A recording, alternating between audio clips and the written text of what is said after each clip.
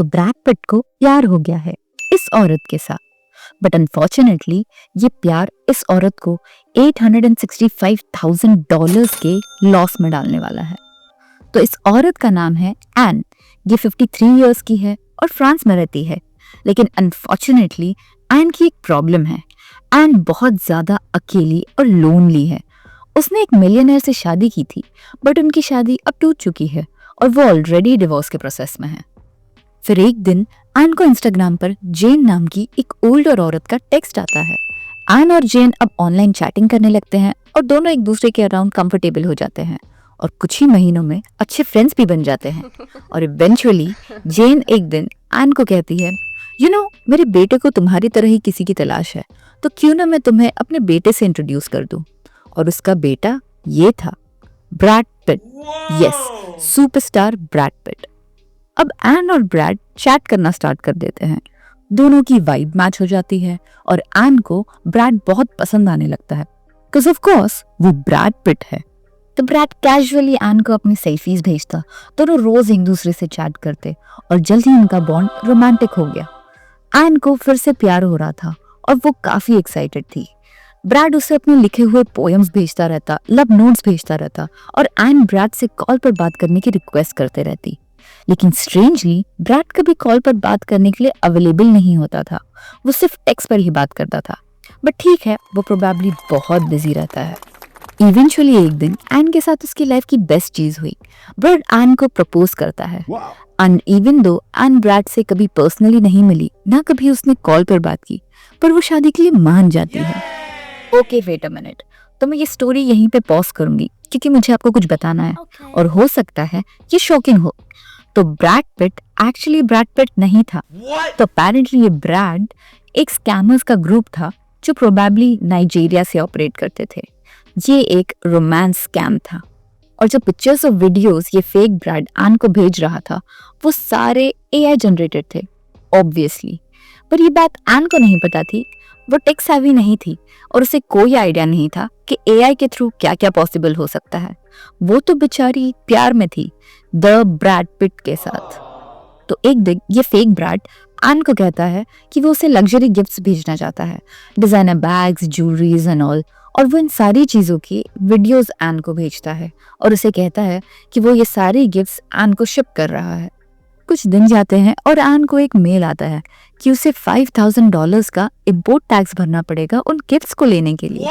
तो N obviously bread को text करती है कि वो ये इंपोर्ट टैक्स क्यों नहीं भर सकता, जिसके रिप्लाई में वो कहता है कि उसके बैंक अकाउंट्स अभी फ्रोजन है उसके और एंजेलिना जोली के पब्लिक डिवोर्स बैटल की वजह से। तो एन कहती है ओके फाइन, मैं ये टैक्स पे कर दूंगी और वो कस्टम टैक्स पे कर देती है। बट अनफॉर्चुनेटली उसे वो गिफ्ट्स कभी मिलते ही नहीं, बिकॉज ऑफ कोर्स ऐसे कोई लग्जरी गिफ्ट एग्जिस्ट ही नहीं करता था और वो कस्टम ऑफिसर भी उन्हीं नाइजीरियन स्कैमर्स में से एक था। ये स्कैमर्स बहुत बार ऐसे ही एन को स्कैम करते हैं अपनी छोटी छोटी ट्रिक्स से। पर क्या एन को कभी डाउट नहीं हुआ? एक्चुअली उसे डाउट हुआ, पर जब भी वो सस्पिशियस होती कि वो असली ब्रैड पिट से बात कर रही है या नहीं, कि फेक ब्रैड उसे एआई जनरेटेड वीडियो भेज देता, जैसे कि ये totally real video message. Shared everything with you, hoping you would help keep my travel plans secret from these malicious people. I'm fully prepared today and informed you about the flight's departure time. Meanwhile, Anne और उसके ex husband का divorce भी finally finalise हो जाता है और तभी N एक बहुत बड़ी गलती कर देती है। For some reason fake Brad से चैट करते हुए वो उसे बता देती है कि उसका डिवोर्स हो चुका है और उसे डिवोर्स सेटलमेंट की बहुत बड़ी अमाउंट मिली है। सो ऑफ कोर्स ये नाइजीरियन स्कैमर सोचते हैं जैकपॉट।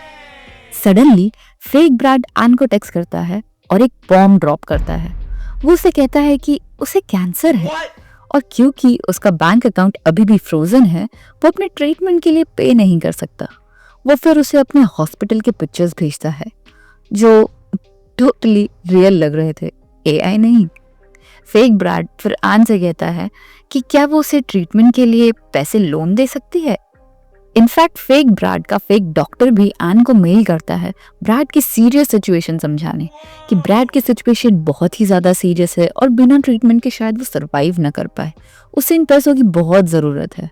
वो फिर एन को पिक्चर्स भेजता है अपने फेक आईडी की और फेक मेडिकल बिल्स की एंड ऑफ कोर्स एन उन्हें पैसे भेज देती है उनके बिल्स पे करने के लिए। एंड फेक ब्रैड एन को अपने पिक्चर्स भेजता रहता है, हॉस्पिटल्स के, ट्रीटमेंट के, इवन सर्जरी के।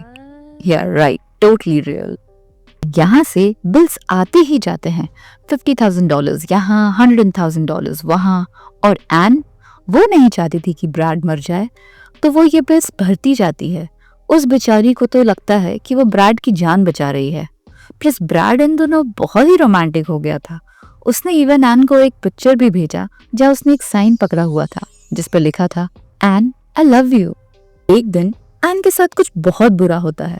उसे इंटरनेट पे एक वीडियो मिलती है असली ब्रैड पिट की दूसरी लड़की के साथ, और मीडिया रिपोर्ट कर रही थी कि ये ब्रैड की नई गर्लफ्रेंड है, इनेस।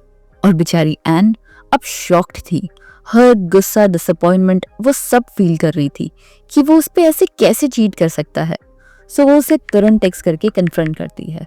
तो ये fake Brad Pitt of course deny कर देता है कि वो किसी दूसरी लड़की को डेट नहीं कर रहा और एक्सक्यूजेस बनाने लगता है। और एन को भरोसा दिलाने के लिए वो उसे एक फेक न्यूज वीडियो भेजता है जहां वो पब्लिकली एन के साथ अपना रिलेशनशिप एक्सेप्ट कर रहा था।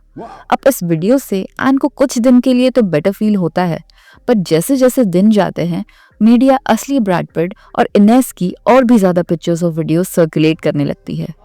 फाइनली एन को क्लिक होता है कि मे बी वो ब्रैड पिट से कभी बात ही नहीं कर रही थी, मे बी वो ब्रैड पिट से कभी इंगेज थी ही नहीं, मे बी ये सब एक झूठ था, मे बी उसे कोई कॉन कर रहा था। और ये रियलिटी हिट उसे डिस्ट्रॉय कर देती है। वो सोचती है कि ये सब उसे पहले कैसे समझ में नहीं आया। ये स्कैम एन के साथ 1.5 years तक चला और सारे बिल्स एंड मनी ट्रांसफर्स मिलाकर वो उन्हें अब तक $865,000 ट्रांसफर कर चुकी थी। और फिर एक दिन कुछ स्ट्रेंज होता है। उसे एक FBI एजेंट का टेक्स्ट आता है, डोंट वरी, ये कुछ स्कैमर्स थे और अब इन्हें अरेस्ट कर लिया गया है और लकीली एन को उसके सारे पैसे वापस मिल जाएंगे। बट फिर वो एजेंट एन से कहता है कि उसे उन्हें 5,000 यूरोस की बिटकॉइन ट्रांसफर करने होंगे सो दैट वो एन के फंड्स ट्रांसफर कर सके। ऑफ कोर्स ये कोई रियल एजेंट नहीं था, ये वही स्कैमर्स का ग्रुप था जो एक लास्ट बार एन से पैसे निकलवाना चाहता था। एन अब फ्रस्ट्रेट हो चुकी थी, इसीलिए वो खुद ही जाकर पुलिस को ये सारी चीजें इन्फॉर्म कर देती है। एज ऑफ नाउ इस कॉन को इन्वेस्टिगेट किया जा रहा है और ये स्कैमर्स अब तक पकड़े नहीं गए हैं। अपेरेंटली इन सेम स्कैमर्स के ही ग्रुप ने एक और औरत को स्कैम किया, उसे ये बिलीव करवा के कि वो केनू रीव्स को डेट कर रही है। Cunning but smart. तो गाइस, आई एम आशी and you were watching the Brad Pitt scam. और अगर आपको ये वीडियो पसंद आई तो कमेंट करके जरूर बताइए। और अगर आपको ऐसे ही डार्क, ट्विस्टेड और ट्रू क्राइम केसेस सुनना पसंद है तो इस वीडियो को लाइक और चैनल को सब्सक्राइब करना मत भूलिए। मिलते हैं अगले वीडियो में एक नए केस के साथ। तब तक के लिए अपना ख्याल रखिए। Thank you.